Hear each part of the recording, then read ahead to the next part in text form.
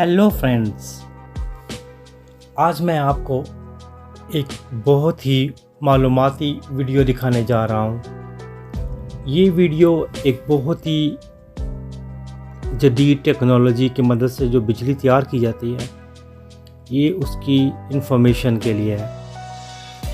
हमारे यहाँ इंडिया, पाकिस्तान, बांग्लादेश और जितने भी ये एशियन कंट्रीज़ हैं, वहाँ पे सिर्फ़ और सिर्फ ज़्यादातर पानी की मदद से बिजली बनाई जाती है, डैम्स बना के और टरबाइन की मदद से। जबकि मैं आज जो आपको दिखाने जा रहा हूँ, ये बहुत ही एक मॉडर्न तरीके से और जिसमें एक कुदरती तरीके से एक टरबाइन के ज़रिए, पंचक्की के ज़रिए, इसको विंड रॉड कहते हैं, उसके ज़रिए ये बिजली जनरेट की जाती है। और जबकि ये सारा जितना भी प्रोसेस है, ये सब कुदरती तौर पे होता है। मतलब कि ये जो विंग्स होते हैं, ये टावर के ऊपर लगे होते हैं और इसके अंदर जनरेटर होता है। जैसे जैसे ये विंग्स हवा के ज़रिए घूमते हैं तो इनसे बिजली पैदा होती है और ये बिजली 5000 मेगावाट तक होती है एक टावर से।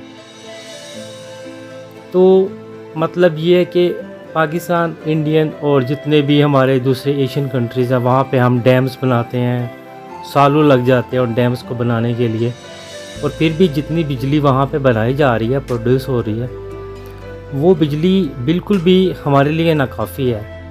तो इसलिए अभी मैं आपको दिखाने जा रहा हूँ कि कैसे इन विंड रॉड यानी कि विंड मिल से कैसे बिजली प्रोड्यूस की जाती है। तो मतलब कि जैसे जैसे हवा, गर्म और सर्द हवाएं आती होती हैं, उनको एक जैसा उनकी स्टेबल करने के लिए जब ये विंड रॉड घूमते हैं, यानी ये विंग्स घूमते हैं, तो इसके अंदर ऊपर एक जनरेटर लगा होता है जो कि वो भी इसके साथ साथ घूमता है। और जैसे जैसे ये विंग्स घूमते हैं, वो जनरेटर के ज़रिए बिजली पैदा होती है। और पूरे जर्मनी में और हमारे सूबे में तो हज़ारों के हिसाब से लगे हुए हैं। तो टोटली ये जितना भी बिजली प्रोडक्शन हो रही है, सब इन विंग्स के ज़रिए, विंड रॉड के ज़रिए होती है। तो ये इसको विंड पावर प्लांट भी कहते हैं। तो इस मॉडर्न तरीके से इतनी बिजली पैदा की जा सकती है एक विंड रॉड से कि 1200 घरों को 5000 मेगावाट ईयरली पर आवर के हिसाब से ये प्रोडक्शन हो रही है। ठीक है, तो अभी आप देखिए कि जर्मनी जैसा एक मॉडर्न कंट्री, यहाँ पे सारी ट्रेन्स, बस, उसके ऊपर सिटी ट्रेन्स, सारा का सारा ये जो है वो सब बिजली के ज़रिए होता है। ठीक है, सब हर चीज़ बिजली पे चल रही है। यहाँ पे कभी भी आज तक लोड शेडिंग नहीं हुई। ठीक है, मतलब कि इस मॉडर्न कंट्री के अंदर इतनी सारी बिजली हम यानी कि प्रोडक्शन हो रही है यहाँ पे, ठीक है, प्रोड्यूस हो रही है कि यहाँ पे कभी भी लोड शेडिंग का नाम ही नहीं। सही है। और इनकी इंटरसिटी ट्रेन्स जो है बहुत फास्टर, सब के सब इलेक्ट्रिक हैं।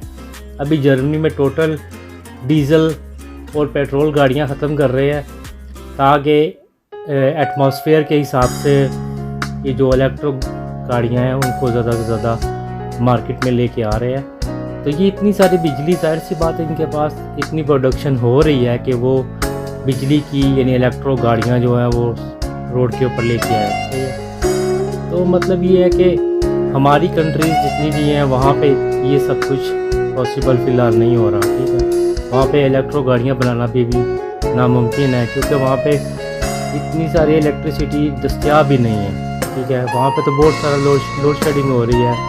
बहुत सारे कारोबार, बहुत सारी फैक्ट्रियाँ लोड शेडिंग की वजह से मुतासर हो रही हैं। तो ये हमारी गवर्नमेंट को और हमारे जितनी भी एशियन कंट्रीज़ हैं, बैकवर्ड कंट्रीज़ हैं, उनके लिए एक अच्छा ऑप्शन है कि वहाँ पे मौसम के लिहाज से भी कि इन जैसी टेक्नोलॉजी को वहाँ पे यूज़ किया जाए और इन विंड रॉड को वहाँ पे यूज़ किया जाए ताकि ये कुदरती तौर पे जैसे जैसे ये घूमते जाएंगे और ऐसे ऐसे वहाँ पे बिजली की प्रोडक्शन होगी और वैसे ही वो कंट्री जो है वो स्टेबल हो जाएगा, ठीक है। मतलब उसकी इकोनॉमी, उसकी फैक्ट्रीज, उसकी जितनी भी स्टेबिलिटी है तो ऑटोमेटिकली वो सही हो जाएगी, उसको कोई एनर्जी यानी क्राइसिस का सामना नहीं करना पड़ेगा। तो जितनी भी हमारे बैकवर्ड कंट्री हैं उनको जर्मनी हो गया और उसके बाद फ्रांस, डेनमार्क, इन जैसे कंट्रीज से ये ख़रीदना चाहिए इस टेक्नोलॉजी को और यूज़ करना चाहिए। और ये कुदरती तौर पे बिजली प्रोडक्शन हो रही है इससे, तो इस पर कोई खर्चा भी नहीं होएगा हमारी गवर्नमेंट का। तो जाहिर सी बात है क्राइसिस तो अभी हमारे कंट्रीज़ में ज़रूर है ना इसकी वजह से।